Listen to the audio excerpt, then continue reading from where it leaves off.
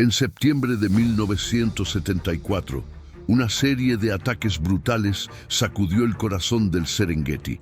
En solo 21 días, 42 miembros de una aldea masái desaparecieron o fueron encontrados mutilados. La cifra era tan absurda que en un primer momento se pensó en un brote de enfermedad o en represalias humanas.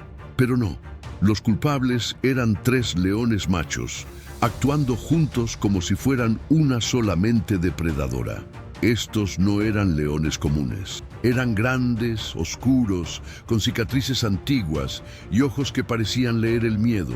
Se movían como sombras entre la sabana y atacaban con precisión quirúrgica, siempre al amanecer o en noches sin luna.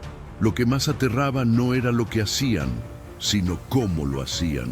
No rugían, no dejaban rastros, solo sangre y silencio. El caso se mantuvo oculto durante semanas. El gobierno local temía pánico entre los turistas. Las autoridades coloniales, ainda presentes en algunas áreas, alegaban tratarse de historias tribales exageradas. Pero para los Masái de Nairobi, esto era real, demasiado real. Habían perdido 42 personas, entre ellas 17 guerreros y 6 niños. En la tradición masái, enfrentar un león no es una tragedia, es un rito de paso. Pero esta vez, la tradición fue rota por el horror. Los leones no atacaban por defensa ni por hambre. Atacaban como si buscaran algo más: dominar, humillar, borrar a una tribu entera. El enemigo no era un depredador, era una tormenta con garras. ¿Qué fue lo que desató esta masacre sin precedentes? ¿Quiénes eran estos 3 leones que parecían cazadores enviados por la misma tierra? Acompáñanos en esta historia real, suscríbete al canal y activa la campana para seguir cada parte de esta saga inolvidable. Ahora sí, continuemos. En 1974, el Serengeti no era el parque turístico que hoy conocemos. Era un territorio vasto, indomable, donde las leyes eran dictadas por el polvo, la lanza y la garra. Las fronteras eran líneas imaginarias en mapas coloniales, pero para los Masái, cada árbol, cada río, cada sendero tenía nombre y memoria. Era su hogar, su campo de batalla, su sagrado linaje. La comunidad de Nairobi vivía en el límite sur del Serengeti, cerca de la frontera con Kenia. Eran conocidos por su disciplina y su vínculo inquebrantable con el ganado. Allí, cada niño nacía con un rol: pastores, cazadores, contadores de historias o guerreros. Y todo giraba en torno a una sola premisa: proteger a la tribu a cualquier costo. A diferencia de otras culturas que temen al león, los Masái lo respetan y lo enfrentan. El rito del Olamayo, la caza individual de un león por un joven guerrero, marcaba la transición a la adultez. Era peligroso, sí, pero también un símbolo de equilibrio. El león tomaba al débil y el fuerte tomaba al león. Aquel equilibrio fue lo que los 3 machos destruyeron. No eran parte del ciclo, eran una anomalía. Mientras la estación seca avanzaba y las presas escaseaban, los leones normalmente migraban o cazaban más lejos, pero estos no. Ellos se acercaban, rodeaban aldeas, observaban durante días y luego atacaban con precisión militar. La aldeia de Nairobi, com cerca de 200 habitantes, já tinha enfrentado ataques esporádicos antes, mas nunca algo assim. Não era apenas um leão desgarrado ou um jovem rebelde tentando provar coragem. Eram 3 adultos maduros, coordenados, brutais y, acima de todo, persistentes. Testimonios de la época relatan que los ataques comenzaron justo después de un eclipse parcial. Para algunos fue una señal, para otros coincidencia. Pero lo que no se puede negar es que, a partir de ese momento, algo cambió en el aire. Las hienas se alejaron, las aves callaron, hasta los perros dejaron de ladrar por las noches. Los ancianos recordaban leyendas de leones caídos, criaturas que alguna vez fueron reyes de su especie, pero que fueron maldecidas por los dioses por romper el equilibrio natural. Eran bestias sin manada, sin territorio, sin reglas, 3 sombras condenadas a vagar y castigar. A nadie le sorprendió que los recién llegados actuaran como tales. Así estaba el escenario cuando Nit, un joven pastor de solo 13 años, desapareció una mañana sin dejar rastro. No fue el primer niño en perderse en la sabana, pero sí sería el primero de muchos en una cadena de horrores que nadie había previsto y que cambiaría para siempre a los habitantes del lugar. Nit tenía 13 años y era hijo de Omari, uno de los cazadores más respetados de Niarobi. Aunque joven, ya pastoreaba solo una pequeña manada de cabras por la ribera del río Ngalaguira, a menos de 1 kilómetro del asentamiento. Aquel 6 de septiembre salió al amanecer como todos los días y nunca regresó. Cuando el sol alcanzó su punto medio y los chivos volvieron solos, la alarma se encendió. Omari salió con otros 3 guerreros armados con lanzas y cuchillos. Rastrearon huellas, examinaron ramas rotas, buscaron señales de lucha. Encontraron una sandalia de cuero, un bastón partido y nada más. Ni un grito, ni una gota de sangre, ni un cuerpo. Los rastros se detenían en seco cerca de un tramo de pasto alto, donde el suelo estaba ligeramente hundido, como si algo pesado hubiera descansado allí. No fue una hiena, dijo uno de los rastreadores. No fue un leopardo. Omari, en silencio, apretó los dientes. Sabía lo que era. Un león, o tal vez más de uno. Esa noche se prohibió salir del círculo de fuego. Las mujeres lloraban en silencio. Los hombres, sentados en guardia, murmuraban plegarias antiguas. Al amanecer, un anciano trajo una piel de león marcada con ceniza. Era un símbolo ancestral, el duelo antes de la muerte confirmada. Nit aún no había sido encontrado, pero ya lo daban por perdido. 3 días después, un grupo de niños encontró el bastón de Nit flotando río abajo, a kilómetros de donde desapareció. Estaba partido en 2, con marcas profundas de dientes. No quedaban dudas, y sin embargo algo no cuadraba. Los leones rara vez arrastran presas humanas tan lejos, y nunca sin dejar rastro de sangre. Esa misma noche se escucharon rugidos, no 1, 3, profundos, graves, intercalados como si se turnaran para anunciar su presencia. Venían del sur, de la zona boscosa que nadie se atrevía a explorar. Los ancianos entendieron al instante, los demonios tenían voz y acababan de presentarse. A la mañana siguiente, el ganado apareció desmembrado. Un buey con la cabeza arrancada, una vaca con las costillas expuestas, un ternero desaparecido. No comieron la carne, solo mataron, solo dejaron miedo. Omari, enloquecido por la pérdida de su hijo, juró vengarlo, aunque tuviera que hacerlo solo. No sabía que la pesadilla recién empezaba. El desaparecimiento de Nit no fue un caso aislado, fue el inicio, el primer capítulo de una historia que mancharía la tierra del Serengeti con miedo, silencio y muerte. Porque los leones no se habían ido, solo estaban esperando que el dolor abriera la puerta. Tras la desaparición de Nit, el terror dejó de ser un rumor y se convirtió en una estadística macabra. En solo 14 días, 8 personas murieron de forma violenta en un radio de menos de 5 kilómetros. No eran accidentes, no eran coincidencias, eran ataques, coordinados, rápidos, precisos y cada vez más cercanos al corazón de la aldea. La segunda víctima fue Yuma, un joven de 17 años que intentaba reparar una cerca al anochecer. Lo encontraron de madrugada, con el torso abierto y las huellas de garras marcadas en la tierra como advertencia. Sus ojos seguían abiertos, como si aún intentara entender lo que había ocurrido. No tuvo tiempo de gritar. Luego vino el ataque al campamento de mujeres, donde se preparaban las ofrendas de luna nueva. 3 fueron arrastradas fuera del círculo de fuego. Una logró escapar. Las otras 2 aparecieron a metros del río, mutiladas pero intactas en carne. No habían sido comidas, solo cazadas. Era como si los leones marcaran territorio, usando cuerpos humanos. A medida que los muertos aumentaban, el miedo se volvió estructura. Se cavaron zanjas, se colocaron alarmas rudimentarias con latas y piedras, y se prohibió cualquier salida después del atardecer. Pero nada funcionaba.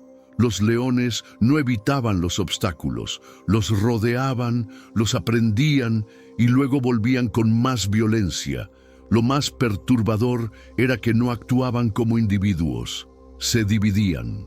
Uno distraía al perro guardián, otro se acercaba a las chozas, el tercero se quedaba en la retaguardia. Ningún león cazaba así. Era una táctica de manada, pero sin manada. Solo tres sombras que parecían pensar como humanos. Un grupo de guerreros jóvenes, armados con lanzas, intentó emboscarlos en un antiguo sendero de búfalos, pero cayeron en su propia trampa. Uno murió, dos resultaron heridos, y los leones escaparon sin un solo rasguño. Los Masái, orgullosos y resistentes, comenzaron a susurrar lo impensable. Estos no eran leones comunes. El anciano Kiprono, el más viejo del consejo, pidió una asamblea bajo el árbol sagrado. Dijo que la comunidad debía abandonar temporalmente el territorio, que estaban enfrentando fuerzas que no comprendían. Su sugerencia fue rechazada. «Este es nuestro hogar», dijo Omari con la mirada ardiente, «y aquí caerán, o caemos nosotros». Así pasó una luna completa. 8 muertos. Decenas de animales destripados, ríos que antes eran rutas seguras, ahora olían a miedo. Los 3 leones seguían sueltos, sin rostro, sin nombre, pero omnipresentes. El Serengeti se había convertido en un campo de guerra y la tribu comenzaba a perder. Después de la 8ª muerte, los ancianos de Nairobi tomaron una decisión que pocas veces se había considerado en su historia: pedir ayuda fuera de la tribu. Para los Masái, esto era casi un acto de humillación. Pero los leones no solo estaban matando, estaban desmantelando su forma de vida, y nadie en la comunidad tenía ya respuestas. Omari, acompañado por 2 jóvenes rastreadores, caminó durante 2 días hasta un pequeño destacamento militar británico en las afueras del Serengeti. Llevaban consigo una piel desgarrada, un colmillo partido y relatos que ardían de rabia.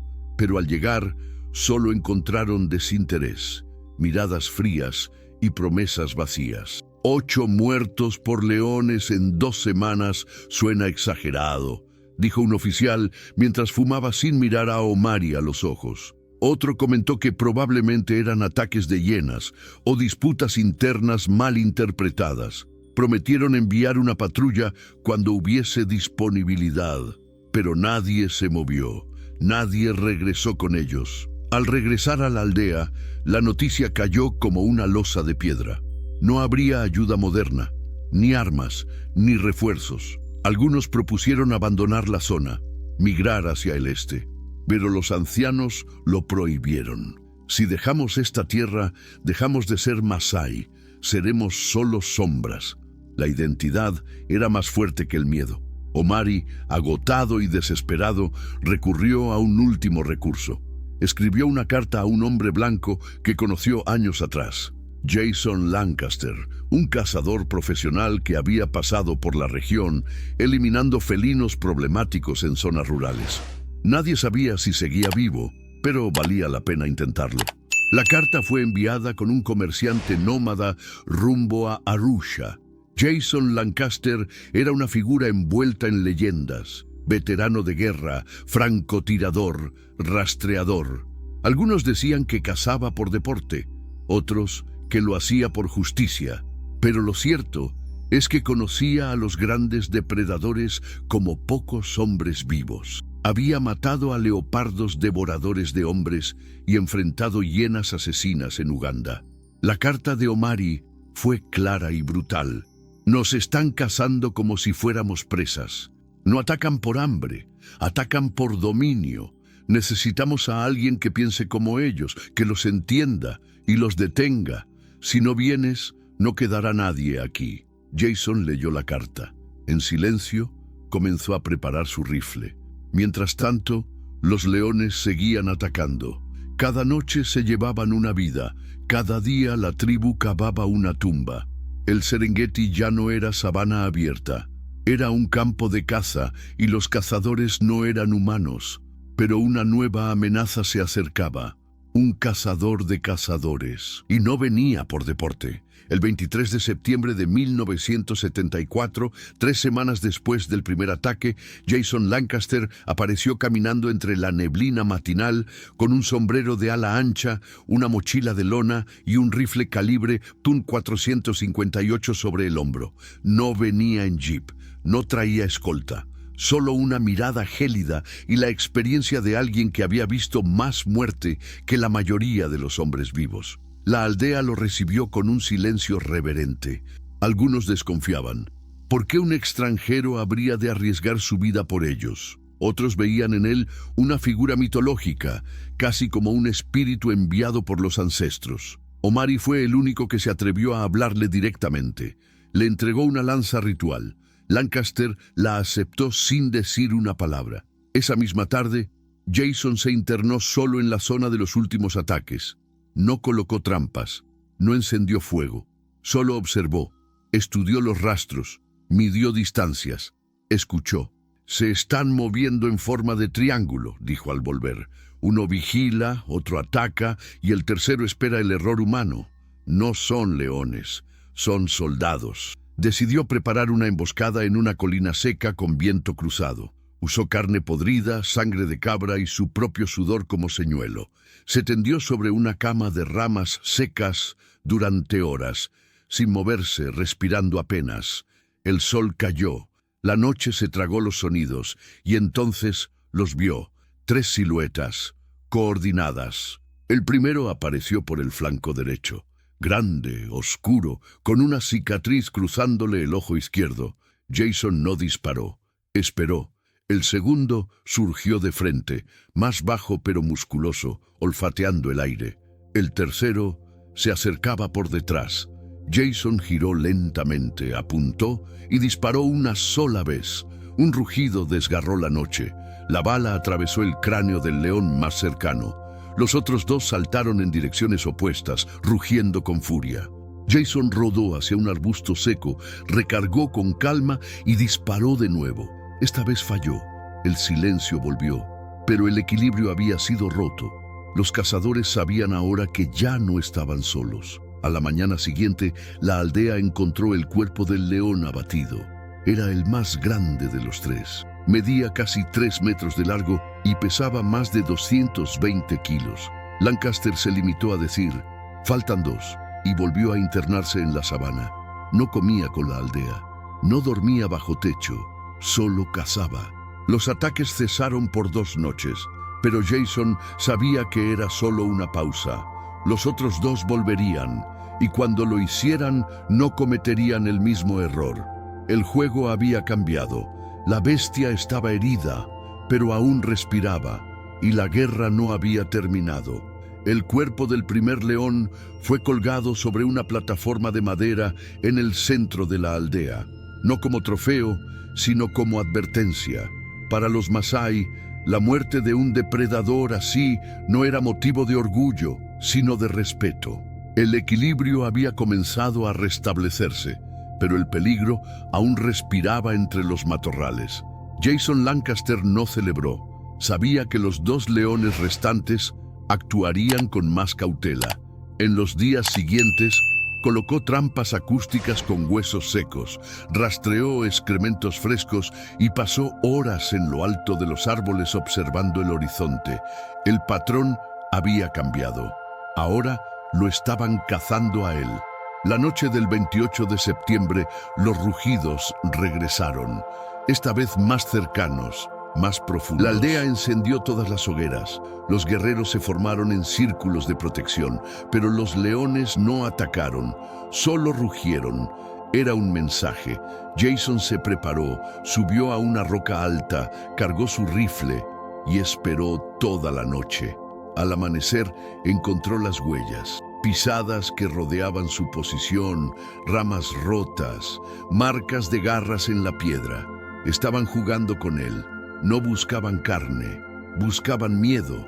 Jason entendió entonces, estos leones no solo cazaban, castigaban. Y lo que hacían no era natural, era algo más profundo, más antiguo. 2 noches después, ocurrió el segundo enfrentamiento. Jason tendió una emboscada cerca de un pozo seco. Esta vez no falló. El segundo león, más bajo, con una mirada penetrante, recibió un disparo limpio al pecho, rugió una última vez y cayó. La sabana quedó completamente en silencio. El tercero fue el más difícil, el más silencioso, el más astuto. Durante 5 días no dejó rastro alguno, pero Jason no abandonó la caza. Esperaba. Finalmente, al amanecer del 6º día lo vio, una figura enorme recortada contra el sol naciente, en lo alto de una colina. No se movía, solo lo observaba. El disparo no fue inmediato. Jason y el león se miraron durante varios segundos. Era como si ambos supieran que solo uno regresaría. Cuando el león dio un paso adelante, Jason disparó. Cayó lentamente, y entonces el silencio volvió al Serengeti. Un silencio sin rugidos, sin gritos, solo viento y polvo. Lancaster regresó a la aldea al anochecer. No dijo una palabra, solo colocó su rifle en el suelo y se marchó. Nunca volvió a ser visto en esa región. Los Masái enterraron los cuerpos de los 3 leones con cantos ancestrales, como dictaba su tradición. La guerra había terminado, pero los rugidos de aquel septiembre vivirían por generaciones. Después del último disparo, no hubo celebración.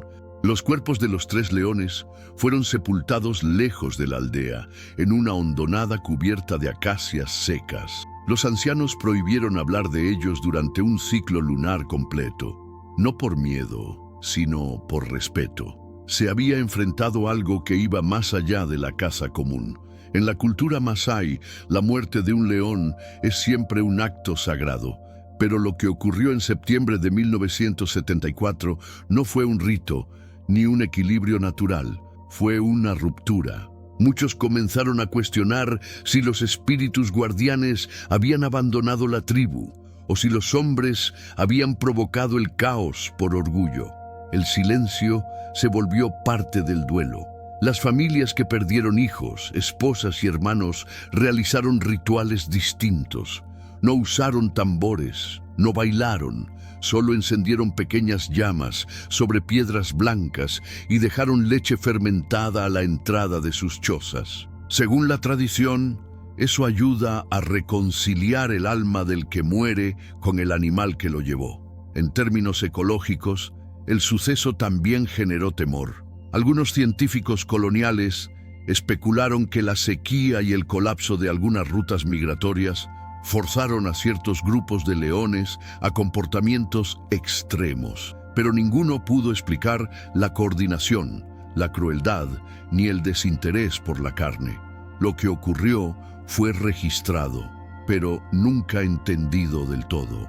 Durante años, las autoridades negaron el caso. Los documentos fueron archivados. Jason Lancaster no volvió a hablar del tema. Algunos creen que fue amenazado, otros dicen que simplemente guardó silencio por respeto, pero los Masái recuerdan, y eso basta. La memoria oral conserva lo que los archivos intentaron enterrar. A partir de 1975, la región de Nairobi fue considerada zona espiritual y protegida por un consejo tribal. Ningún turista puso un pie allí durante casi 2 décadas. Los leones volvieron, sí, pero con un comportamiento distinto. Evitaban a los humanos y, según algunos, rugían menos por las noches, como si el trauma también hubiera marcado a la propia especie. Hasta hoy, cuando un joven masái pregunta por qué ya no se caza por gloria, los ancianos señalan hacia el sur y dicen: porque 3 leones nos mostraron lo que ocurre cuando olvidamos que no somos los dueños de esta tierra. La lección fue aprendida, pero el precio fue sangre. La sabana siguió respirando. Las cebras regresaron a los campos, los ñus retomaron sus rutas, pero en aquella colina donde cayó el último león, el viento sopla de forma distinta, como si aún quedara algo allí, algo que observa en silencio. ¿Qué eran realmente esos 3 leones? ¿Depredadores desplazados por el hambre? ¿Monstruos fuera de control? ¿O reflejos de algo que no queremos ver en nosotros mismos? A veces, cuando la naturaleza rompe sus reglas, no lo hace por error, lo hace por mensaje. Y el mensaje fue claro: el equilibrio también puede sangrar. En ese septiembre oscuro, los Masái no enfrentaron solo a 3 felinos, enfrentaron a un tipo de inteligencia salvaje que no cabía en los libros de biología. Coordinación sin palabras, castigo sin hambre, presencia sin rastro. Era como si la sabana se hubiese vengado a través de ellos. Lancaster, el cazador silencioso, nunca escribió sobre este caso. Algunos dicen que entendió que no se trataba de gloria, ni de récords. Se trataba de algo más grande, algo que no se puede colocar en vitrinas ni en museos, porque cuando miras demasiado tiempo al abismo, a veces el abismo te responde con un rugido. Omari vivió muchos años después de los ataques. Se convirtió en un anciano respetado, pero rara vez contaba aquella historia. Y cuando lo hacía, sus ojos no brillaban con heroísmo, sino con algo más denso, la conciencia de que vencer no borra el duelo. Lo que los leones dejaron atrás no fueron solo huesos y miedo, dejaron preguntas. ¿Por qué cazaban de esa manera? ¿Por qué no comían? ¿Y por qué se detuvieron tras la última muerte? Tal vez eran los últimos de una especie de depredador que nunca aceptó ser domesticado ni por los siglos, ni por el mito. Quizás eran la memoria viva del caos. El Serengeti hoy es un lugar de belleza y turistas, pero quienes conocen la tierra de verdad aún recuerdan. Algunos pastores evitan ciertas rutas al anochecer, otros dejan leche sobre piedras al sur. Y hay quienes dicen que en noches sin luna todavía pueden escucharse 3 rugidos distintos, largos, profundos, eternos. Esta historia fue enterrada, por vergüenza, por miedo, o tal vez porque nos recuerda que allá afuera hay cosas que no entienden nuestras leyes, ni nuestras ciudades, ni nuestras certezas. Cosas que solo obedecen al instinto. Y cuando ese instinto despierta, todo lo demás desaparece.